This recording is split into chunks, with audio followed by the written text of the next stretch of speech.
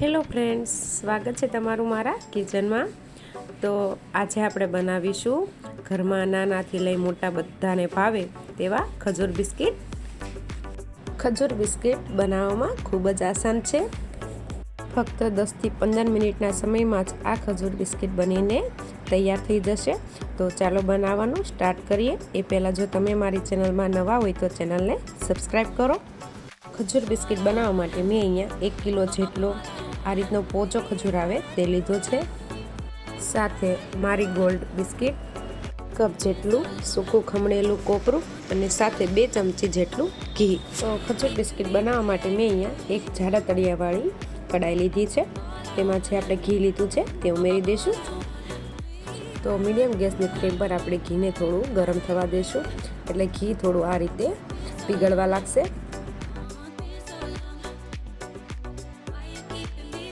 ઘી થોડું પીગળી જાય એટલે આપણે જે કટ કરીને ખજૂર રાખ્યો છે તે ઉમેરી દઈશું. બધા ખજૂરને ઉમેરી સૌથી પહેલાં આપણે ખજૂરને ઘી સાથે સારી રીતે મિક્સ કરી લઈશું. આ સમયે આ રીતે સ્ટીલનો તાવીથો કે કોઈ લાકડાનો સ્પેચ્યુલા તમારે યુઝ કરવાનો અને ખજૂરને તાવીથાની મદદથી આ રીતે પ્રેસ કરતા જઈને ખજૂરને સારી રીતે શેકી લેવાનો છે. તો આ રીતે તાવીથાથી દબાવતા જઈને આ રીતે પ્રેસ કરતું જવાનું, જેથી કરીને ખજૂર જલ્દીથી મેલ્ટ થઈ જાય. તો આ રીતે મીડિયમ ગેસની ફ્લેમ પર 2 થી 3 મિનિટ જેટલું આપણે ખજૂરને સતત ચલાવતા રહીશું. એટલે ધીમે ધીમે જેમ જેમ તે ગરમ થશે તેમ તેમ તે સોફ્ટ થતો જશે.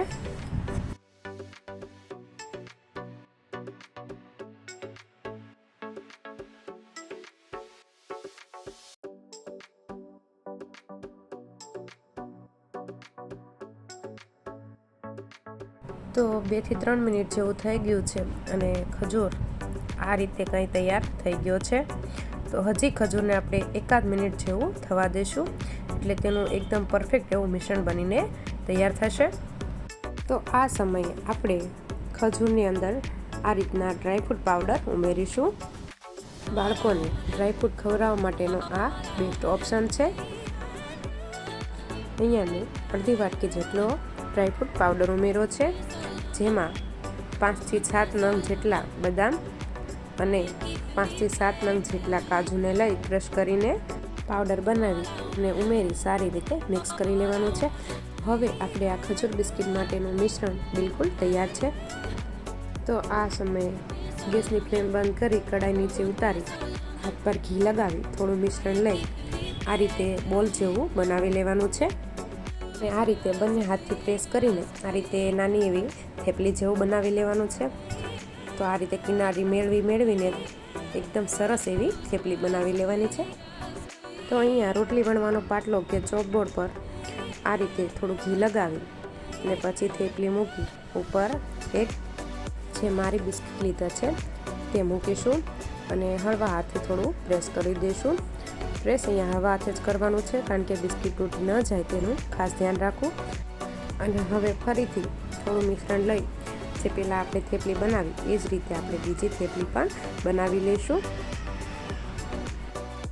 અહીંયા તમારે બિસ્કિટની સાઈઝ જેટલી થેપલી બનાવવાની, બિલકુલ આ રીતે.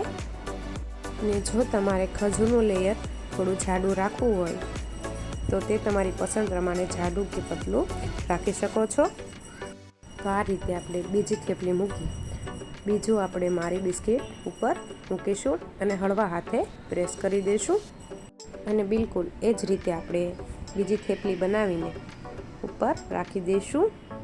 હું અહીંયા આ ખજૂર બિસ્કિટને 2 બિસ્કિટથી બનાવું છું. જો તમે ચાહો તો 3 બિસ્કિટથી પણ બનાવી શકો છો. બધી વખતે તમારે એક જ સરખું મિશ્રણ લેવાનું, જેથી કરીને બધા જ લેયર એક સરખા દેખાય.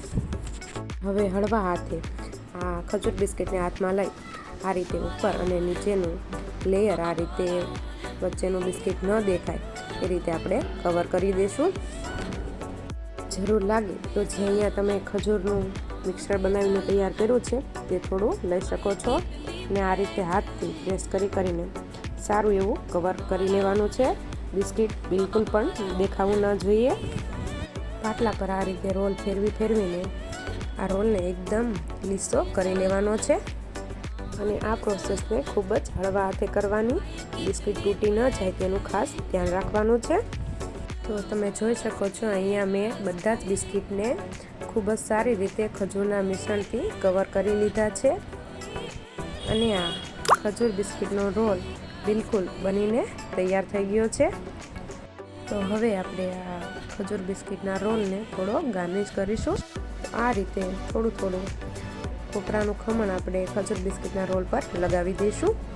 કોપરાના ખમણની જગ્યાએ તમે ડ્રાયફ્રૂટ પાવડરનો પણ ઉપયોગ કરી શકો છો.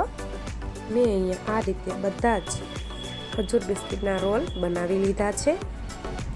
તો હવે આપણે આ ખજૂર બિસ્કિટને કટ કરીશું. ખજૂર બિસ્કિટને કટ કરવા માટે રોટલીના પાટલા કે કોઈ ચોકબોર્ડ પર આપણે લઈ લઈશું અને છરીથી આ રીતે આપણે હળવા હાથે અધવચ્ચેથી કટ લગાવી દઈશું.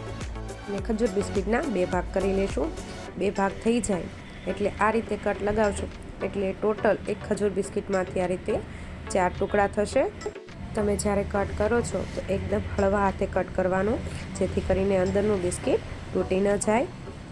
તો અહીંયા આપણા ખજૂર બિસ્કિટના પીસ બનીને તૈયાર છે. તમે જોઈ શકો છો ખૂબ જ સરસ એવા ખજૂર બિસ્કિટના લેયર દેખાય છે. જોઈને જ મોઢામાં પાણી આવે છે ને. તો મેં અહીંયા બધા ખજૂર બિસ્કિટને આ રીતે કટ લગાવી લીધા છે અને તેને એક પ્લેટમાં લઈ લીધા છે. તો આ રીતે ખજૂર બિસ્કિટ બનાવવા ખૂબ જ આસાન છે. તો તમે આ ખજૂર બિસ્કિટની રેસીપી એકવાર જરૂરથી ટ્રાય કરજો. બાળકોને ખૂબ જ પસંદ આવશે. એ રેસીપી કેવી લાગી એ કોમેન્ટ કરી જરૂરથી જણાવજો. રેસીપી સારી લાગી હોય તો લાઈક કરજો, શેર કરજો અને આવી અવનવી રેસીપીના વિડીયો જોવા માટે મારી ચેનલને સબસ્ક્રાઈબ કરી બાજુમાં આપેલ બેલ આઇકોન બટન દબાવજો. Thanks for watching.